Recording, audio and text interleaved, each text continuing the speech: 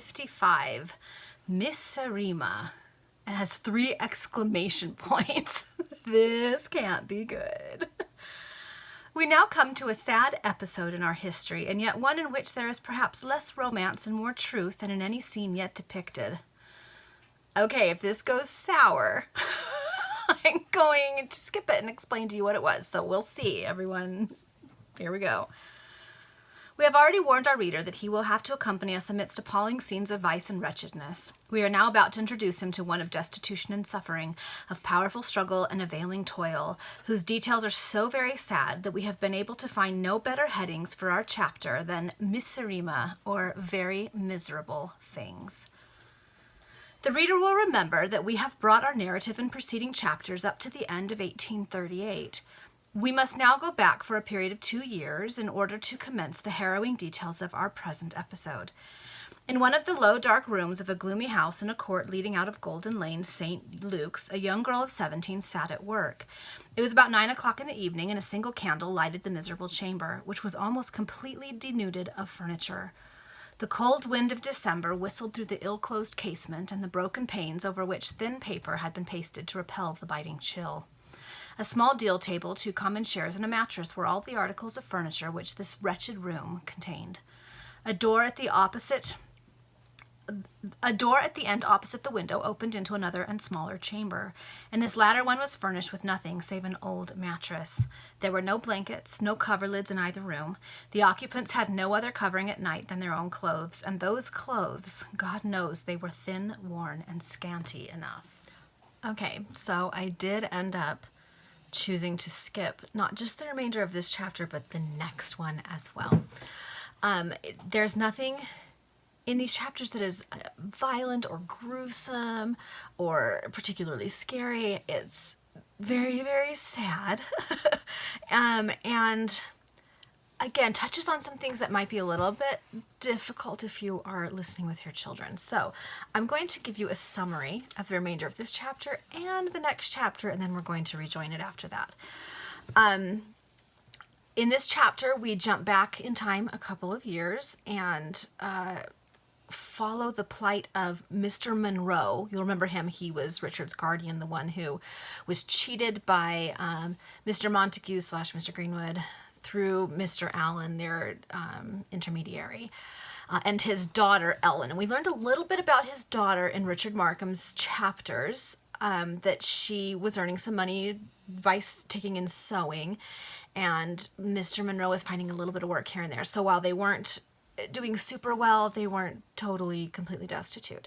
So we jump back to that point in time.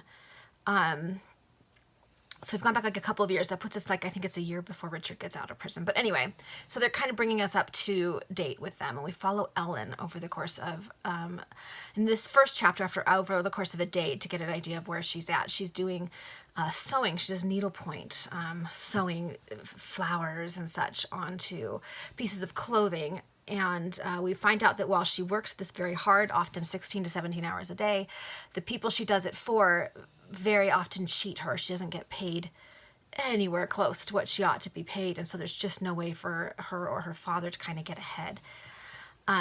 She goes looking for new work, and she can't find it, and she's struggling, and she and her father are starving. They're living in a hovel of a place where they're not really that safe, and she crosses the paths of what she describes as an old hag who takes an interest in the fact that she is so destitute, but an interest that makes Ellen really nervous. Like, she knows there's something about this lady that's not on the up and up. Back at her flat with her father, they're trying to scrape together some food, and she begins thinking on the poorhouse and the workhouse, and to her dismay realizes that she almost envies those who are there.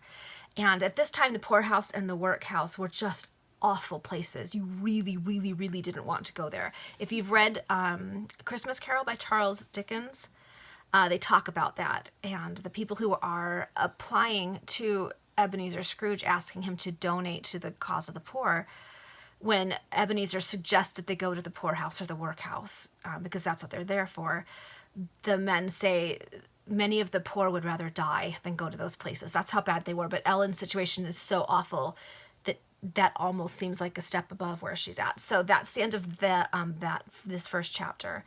The next chapter, she crosses paths with the old hag again, and is convinced by her to take on a job that she has arranged for her. Ellen is pretty and still has retained some of her youthfulness, and so she arranges for Ellen to meet with a sculptor who borrows her likeness, if you will, to create sculptures using her face. So there are these sculptures being made that look like Ellen because they're using her as the model, and she gets paid for this.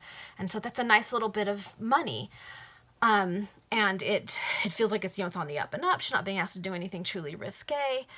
And so they finally have a little bit of money. They're not totally destitute, but then that sculptor, I believe, ends up passing away. And so she loses that source of income. So she goes back to this same old hag, it's the only name we have for her, who then says, okay, well, I know of a painter. You can go for this painter, and he'll paint you in paintings and stuff like that. And so this goes on, and the old hag will hook her up with one artist, and that'll work for a while, and she'll get some money, and then that artist will move away or move on to a different style or whatever, so she'll end up losing that employment. And so she keeps working for different people, and as that goes on and she works for more and more people, the things she is asked to do, the way she's asked to pose, becomes more risque. And Ellen, being desperate and not sure what else to do, is convinced to do this. And at one point she's interacting with someone she had asked about the possibility of being kind of like a nanny, essentially. But it's known that she's been posing for these artists. And so while she has not done anything that would technically ruin someone, it's near enough to it that she realizes she's essentially ruined. I mean, she can't get really any other employment at this point. And the very last job that the old hag has arranged for her has fallen through as well, and she goes back to ask the old hag for another position, and she gets put off and put off and put off, and now she and her father are out of money, and they're starving again, and their situation is getting more and more dire. So that's where that second chapter ends, and I'm now going to jump us into the next chapter. Chapter 57, The Last Resource. Poverty once again returned with all its hideous escort of miseries to the abode of Monroe and his daughter. The articles of comfort which they had lately collected around them were sent to the pawnbroker. Necessaries then followed to the same destination. Ellen no longer sought for needlework. She had for some time past led a life which incapacitated her for close application to monotonous toil, and she confidently reposed upon the hope that the old woman would procure more employment with an artist or a sculptor. But at the expiration of 10 days, the hag put her off for 10 days more, and then again for another 10 days. Thus a month passed away in idleness for both father and daughter, neither of whom earned a shilling. They could no longer retain the lodgings which they had occupied for some time in a respectable neighborhood, and now behold them returning to the very same cold, miserable, and cheerless rooms which we saw them occupying in the first instance, in the court leading out of Golden Lane. What ups and downs constitute existence. 2 years had now passed away since we first introduced the reader to that destitute lodging in Golden Lane. We have therefore brought up this portion of our narrative, as well as all the other parts of it, to the close of the year 1838. Misery, more grinding, more pinching, and more acute than any which they had yet known, now surrounded the father and daughter. They had parted with everything which would produce the wherewith to purchase food. They lay upon straw at night, and for days and days they had not a spark of fire in the grate. They often went 36 hours together without tasting a morsel of food. They could not even pay the pittance of rent which was claimed for their 2 chambers, and if it had not been for their compassionate neighbors, they must have starved altogether. Monroe could obtain no employment in the city. When he had failed during the time of Richard Markham's imprisonment, he lost all his friends, because they took no account of his misfortunes and looked only to the fact that he had been compelled to give up his business. Had he passed through the bankruptcy court, and then opened his counting house again to commence affairs upon credit, he would have found admirers and supporters. But as he had paid his creditors every farthing, left himself a beggar, and spurned the idea of entering upon business without capital of his own, he had not a friend to whom he could apply for a shilling. At length the day came when the misery of the father and the daughter arrived at an extreme when it became no longer tolerable. They had fasted for 48 hours, and their landlady threatened to turn them out of their empty rooms into the street unless they paid her the arrears of rent which they owed. They had not an article upon which they could raise the price of a loaf. It was the depth of a cold and severe winter, and Ellen had already parted with all her undergarments. "My dear child," said the heartbroken father, embracing his daughter affectionately, on the morning when their misery thus reached its utmost limit, "I have one resource left, a resource to which I should never fly save in an extreme like this." "What mean you?" inquired the daughter, anxiously glancing in the pale and haggard countenance of her sire. "I mean that I will apply to Richard Markham," said the old man. "He does not suspect our appalling state of destitution, or he would seek us out. He would fly to our succor. 'Cause Richard's a good guy." "And you will apply to him who has already suffered so much by you?" said the daughter, shaking her head. "Alas, he will refuse you the succor you require." "No, no, not he," said the old man. "Be of good cheer, Ellen. I shall not be long absent, and on my return thou shalt have food and fire and clothes." "God grant that it may be so," cried Ellen, clasping her hands together. "I have moreover a piece of news relative to that villain Montague to communicate to him," added Munro, "and for that reason, if for none other, should I have called at his residence today. While I was roving about in the city yesterday to endeavor to procure employment, I accidentally learned that Montague is pursuing his old game at the West End under the name of Greenwood." Okay, so this is the point when we were reading Richard's chapters, when Munro came to him and said, "Hey, I found this out about Montague," and Richard pieced together that Montague and Greenwood were the same person, and sent the warning to the Count. So we're at that point, when Richard had just woken up from being like super ill for a few days. Okay, all right, we know where we are now. "Why do you not rather call upon this man," cried Ellen, "and represent to him the misery to which his villainy has reduced us? He is doubtless wealthy, and might be inclined to give a few pounds to one whom he robbed of thousands." "Alas, my dear Ellen, you do not know the world as I know it. I have no means of convincing Montague or Greenwood that I lost money by him. He only knew Alan in the entire transaction. He never saw me in his life, nor I him, at least to my knowledge. Alan is dead. How then can I present myself to this man whom villainy has no doubt rendered hard-hearted and selfish, with mere assertions of losses through his instrumentality? He would eject me ignominiously from his abode. No, I shall repair to Richard Markham. He is my last and only hope." And Richard's a good guy. He'll help you out, Munro. You should have gone to him sooner. Just saying. With these words, the old man embraced his daughter affectionately and left the room. The moment he was gone, Eliza said to herself, "My father has undertaken a hopeless task. It is not probable that Markham, whom he has reduced to a miserable pittance, will spare from that pittance aught to relieve our necessities. What is to be done? There are no more artists or sculptors who require my services, no more statuaries or photographers who need my aid, and yet we cannot starve. When I last saw the old woman, she spoke out plainly. Her meaning could not be misunderstood. I rushed away from her presence as if she were a venomous reptile. Fool that I was. Starvation is undermining those charms which I have learned to value. Hunger is defacing that beauty which gave me bread for nearly 2 years, and which may give me bread again in the same way. I am clothed in rags and shiver with the cold. My hands, once so white, are becoming red. My form, lately so round and plump, is losing its fullness and its freshness. My cheeks grow thin and hollow, and in a few hours my poor old father will return home, wasted with fatigue and overwhelmed with famine and disappointment." She clasped her hands together in an ebullition of intense agony. "Pardon, pardon, I can hesitate no longer," and straightway she proceeded to the dwelling of the old hag. It was about 2:00 in the afternoon when Mr. Munro returned to the court in Golden Lane. His countenance was animated with an expression of joy as he encountered the landlady upon the threshold of the house in which he resided. "Miss Munro has not come in yet," said the woman roughly. "Here is the key of your lodgings, not that I think there is much worth the locking up. However, this key you don't have again till my rent is paid." "Here, pay yourself, cried the old man, taking a handful of gold and silver from his pocket. The woman's manner instantly changed into cringing politeness. She was not now pressed for the rent. She could wait till it was convenient. She always knew that she had to deal with a gentleman. What did it matter to her when she was paid, since she felt convinced the money was safe? So she was really mean to him until he was like, "Look, I do have some money," and now she's like, "Oh, you're the best." Monroe cut short her compliments by settling the arrears due and sending the landlady out to purchase some food. The old man was determined to be extravagant that day. He was so happy. Markham had declared that he and his daughter should never know want again. And then he had such a surprise for Ellen. They were to proceed the next day to take up their abode with Richard. The young man had insisted upon it. Whittingham had supported the proposal, and so it was all resolved upon. No more poverty, no more cold, no more hunger.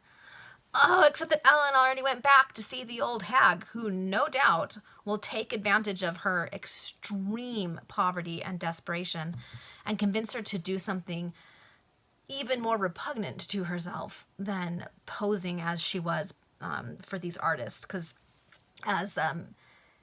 with each new one, she was convinced to, like I said, undertake things a little more risque. Oh, come on, Ellen. It was for this that the old gentleman was resolved to be extravagant. He was anxious to provide a delicate little treat for his daughter, and he was glad that she was not at home when he returned. He felt convinced that she had gone out to seek for work, and hoped that she would not be long ere she returned. By means of the landlady, he procured a cold fowl, a piece of ham, and a bottle of cheap wine, and his own thin and meagre hands spread the dainties upon the table while the landlady lighted a fire in the grate. When these arrangements were complete, Monroe dispatched the now obsequious mistress of the house to redeem from pledge the various articles which had been pawned during this latter period of destitution. And when she returned, laden with the necessaries and the comforts which had thus been temporarily disposed of, Monroe felt pleasure in arranging them in such a way that they might strike Ellen's eyes the moment she would return. The poor old man was joyful, so happy as he executed his task that he did not observe the lapse of time. 6 o'clock struck, and the candle had been burning for some time upon the mantelpiece, ere Monroe began to wonder what could keep his daughter so long.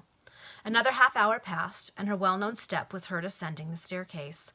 The door opened, and Ellen rushed into the room, exclaiming, "My dear father, here is gold! Here is gold!" "This then appears to be a day of good fortune," said the old man, glancing triumphantly around him. "I also have gold, and these are the fruits of the first use which I have made of it." "What?" exclaimed Ellen, gazing wildly upon the well-spread table and the various articles redeemed from the pawnbroker. "Richard Markham is an angel," cried Monroe. "He never will let us know want again." "Oh," said Ellen, throwing herself upon a chair and burying her face in her hands.